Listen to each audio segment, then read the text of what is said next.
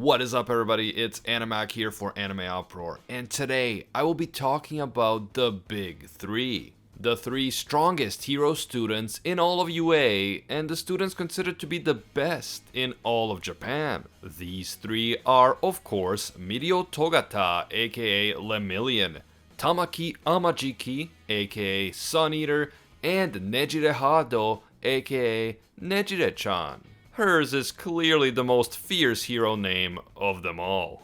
In this video, I will be giving you all the information that you need to know about the Big Three, including a breakdown of their extremely powerful quirks. If you want to learn more about the Big Three, or you just need a refresher as you watch Season 4 of the anime, definitely stay tuned to this video. If you enjoy the Boku no Hero content on this channel and you want us to keep it going, please leave a like to let me know. And if you happen to be new to AnimeUproar, don't forget to subscribe and hit that notification bell to turn on all notifications. Seriously though, the way that YouTube works now, if you don't make sure to turn on all notifications, you are going to miss a lot of our videos. That's just the way it is. Feel free to hit me up on Twitter and Instagram at AnimeUproar for all the latest MHA news and updates. Quick heads up, this video will include information on the background, personality, and quirks of each member of the Big Three. I will not spoil what happens to them after they are introduced, and I will not spoil how the arcs that will be covered in Season 4 of the anime will end. But depending on how much of the anime you've seen, some of the information may be new to you. So with that in mind, proceed with caution, you have been warned. The Big Three is the name used to describe three senior students from UA High School. Because high school in Japan lasts for only 3 years, since they also have 3 years of middle school, this means that the Big Three are in their third and final year at UA. Nejire and Tamaki are in Class 3A, and Mirio is in Class 3B. The three of them are 17 years of age when they are first introduced, and they are 18 at the current point in the story. The Big Three are distinguished from the rest of the students at UA because they are the absolute strongest hero students in the school. Even before graduating from high school, they are already stronger than many existing pro heroes. And the Big Three are said to have the potential to become some of the highest ranked pro heroes in all of Japan. We first meet the Big Three when they are asked to explain the Hero Work Study program to the students of Class 1A, and we learn more about them as several members of the main Class 1A cast find themselves working alongside members of the Big Three during their work studies. First, let's talk about the one and only Mirio Togata, also known as Lemilion, who is easily one of my favorite characters in the entire series. I love this guy so much. If he had been the main character of the story instead of Deku, I would have been totally okay with that. Aside from looking like a jacked Japanese Tintin, which is pretty awesome in itself, Mirio also has a great personality, and I just love it whenever Mirio is on screen. He is always positive, high energy, and he loves to act silly and joke around. But always in a friendly way, he is never mean-spirited. Mirio always seems to have a smile on his face, and his positive energy rubs off on the people around him, which is one of the reasons why Sir Night-Eye thought that Mirio was the best candidate to become the new symbol of peace after All Might's retirement. All Might was also known for always being positive and smiling even in the most difficult situations, and this positive attitude is what inspired people and imbued them with hope and enthusiasm. After All Might's retirement, many people became worried that no one else would be able to fill in All Might's shoes, and this would lead to social unrest and instability. But beyond just the ability to remain cheerful and positive in difficult situations, the more we learn about Mirio, the more he becomes a fascinating and impressive character, and the more we understand why he was a top contender for becoming All Might's successor. When we first meet Mirio, we quickly see that he has an incredibly powerful quirk that is capable of taking out all of Class 1A in a shockingly brief period of time. However, as we later learn, Mirio's quirk was actually extremely difficult to control and virtually impossible to master. Mirio went through countless hardships and struggles in order to learn to control his quirk so that he could use it to one day become a hero. If they were in Mirio's shoes, the vast majority of people would have given up on mastering such a difficult quirk a long time ago.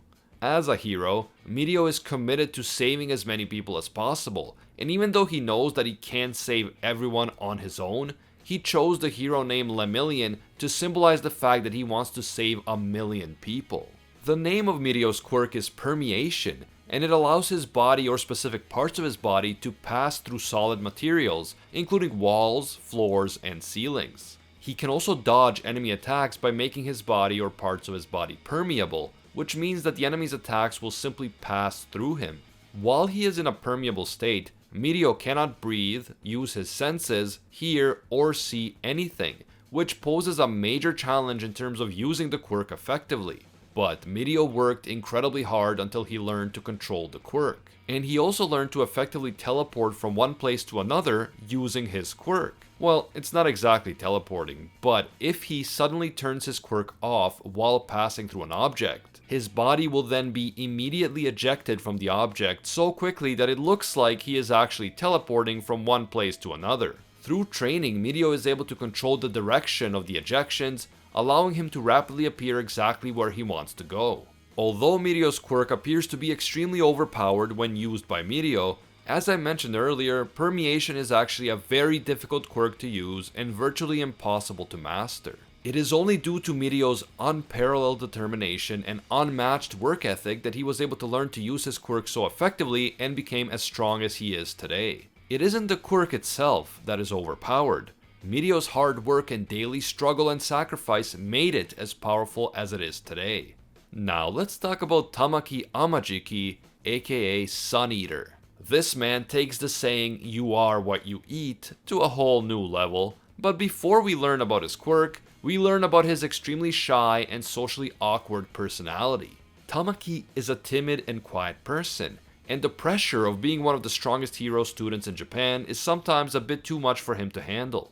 Despite his incredible strength and intelligence, Tamaki often lacks confidence in himself, and he is known for being nervous in social situations. But despite these challenges, Tamaki is indeed incredibly powerful, and he has shown himself to be capable of great bravery when the situation calls for it. One of Tamaki's greatest inspirations is Mirio, who also dealt with great challenges before he could become the person he is today. Tamaki's friendship with Mirio has helped him become more confident and determined as a hero. The name of Tamaki's quirk is Manifest, and it allows its user to transform his body in an interesting way.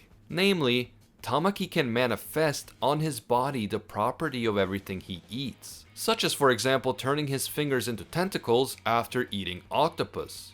He can manifest the properties of multiple different substances at the same time and combine them on his body. So for example, if he eats both octopus and crab, he can manifest a claw and tentacles on his hand at the same time, creating a more complex combo weapon. But that's not all. If he consumes objects that are not necessarily food, such as a small piece of crystal, Tamaki can manifest hardened crystals on his body. The ability to manifest the properties of the things he consumes only lasts for as long as he has the objects in his system, so to be blunt, until he poops them out. In that sense, Tamaki kind of reminds me of Hawk from the 7 Deadly Sins, and of course we know that both of these characters are among the strongest in their respective series, so it makes perfect sense. Because he is able to combine various different things that he eats as part of his quirk, Tamaki does his best to consume a variety of different useful foods every day so that he can always be ready in case he needs to use his quirk. Despite the fact that he is still a high school student, Tamaki was able to use his quirk to defeat multiple experienced villains at the same time, all on his own.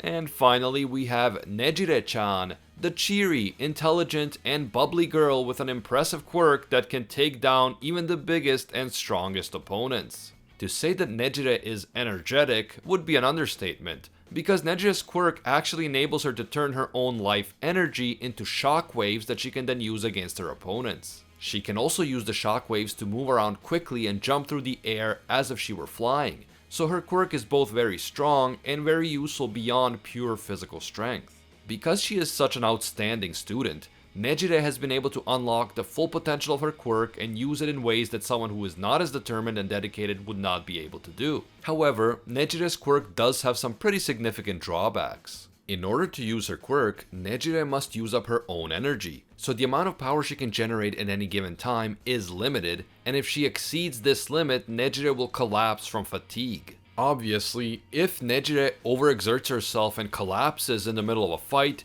it could cost her her life, so fighting as part of a team is usually the best strategy for Nejire. I have to say that it can't be easy to introduce new characters into a story after over 100 chapters or over 60 anime episodes and still have these characters become fan favorites. This is especially the case with a series like My Hero Academia that already has an extremely large cast full of lovable and epically cool characters. However, I really think that Horikoshi did a great job with the big three, and even though they are introduced later in the story, I fell in love with their characters right away.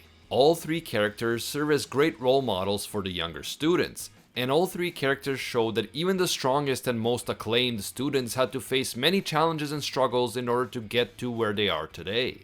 At a very young age, the big three have had to deal with the challenge of mastering their quirks, with the challenge of having confidence in themselves and being a positive influence on others, and with the pressure of being considered the strongest and best hero students, and then having to live up to those extremely high expectations. The big three are a major source of inspiration for Deku and the other younger students, but they are also extremely interesting characters in their own right. They didn't get to where they are today just by being lucky or privileged. They got to where they are today by working harder than anyone else, by overcoming massive challenges, and by learning from some of the best heroes in the business so that they could then pass on what they learned to the younger generation.